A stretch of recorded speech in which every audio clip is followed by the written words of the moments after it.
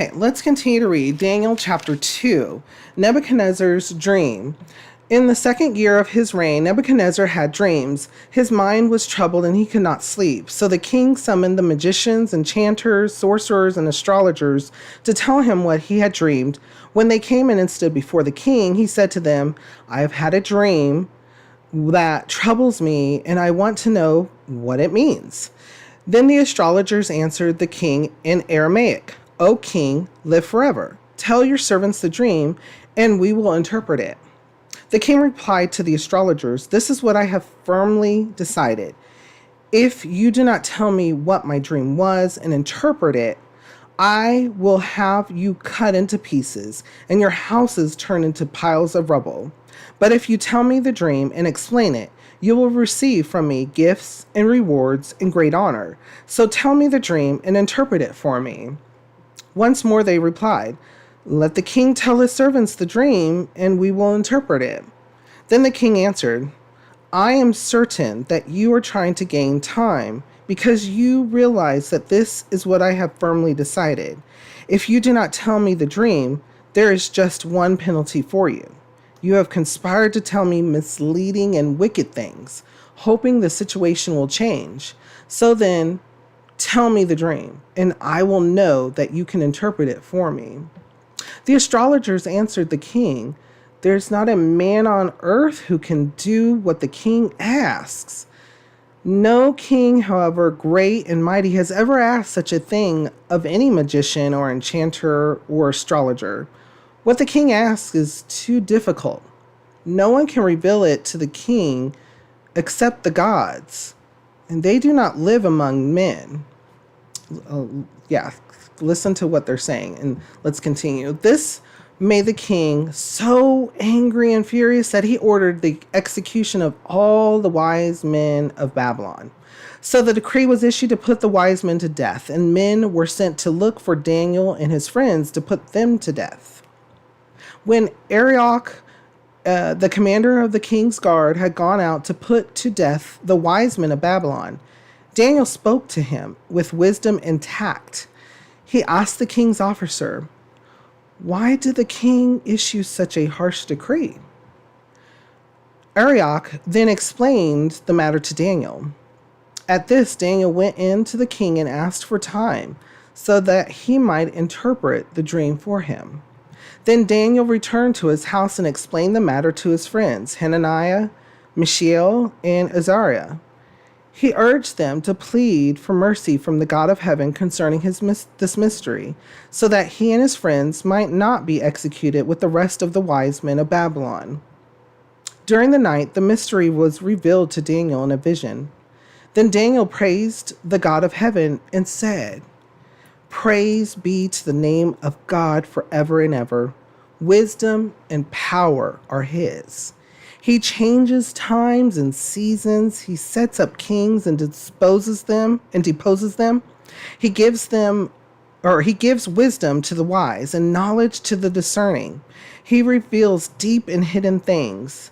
He knows what lies in darkness, and light dwells with him. I thank and praise you, O God of my fathers.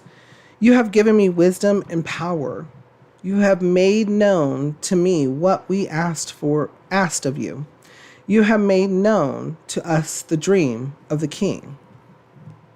So right here we see that this was so important to King Nebuchadnezzar that he didn't want any mischief. He didn't want to reveal the dream so he could be just told whatever could be interpreted of the dream. He wanted it to go even further. He wanted them to tell him what exactly he had dreamed, because here he has all these people who are these wise men, these magicians, these sorcerers, what have you, and they're supposed to already know all this information or be able to obtain this information, and they tell him to his face, no, we can't.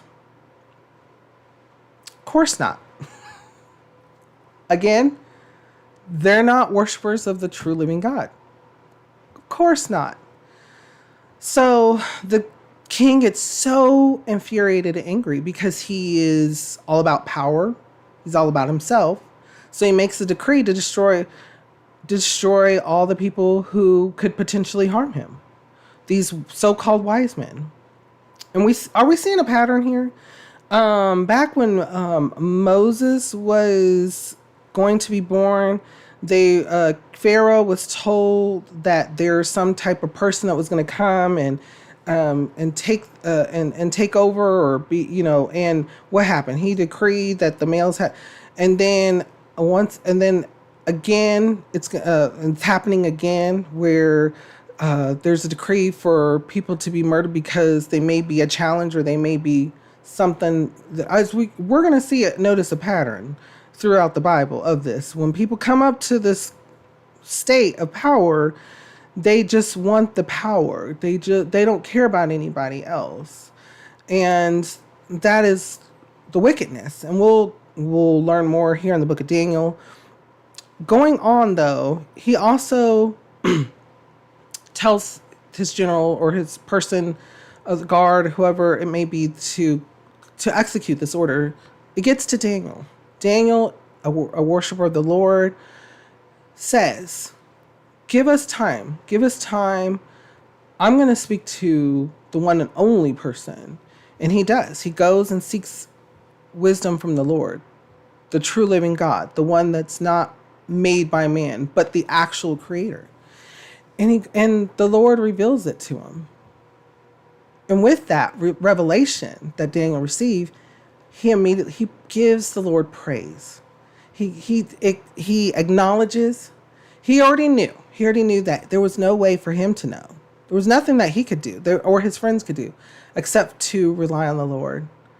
And there was no other thought that he had. There was no other way. There was no other, well, maybe we can roll some dice, or maybe we can talk to other people. It was immediately, his thought process was, I need to seek the Lord. Bringing past to present. When our challenges come to face us, the immediate thought needs to be guidance from the Lord.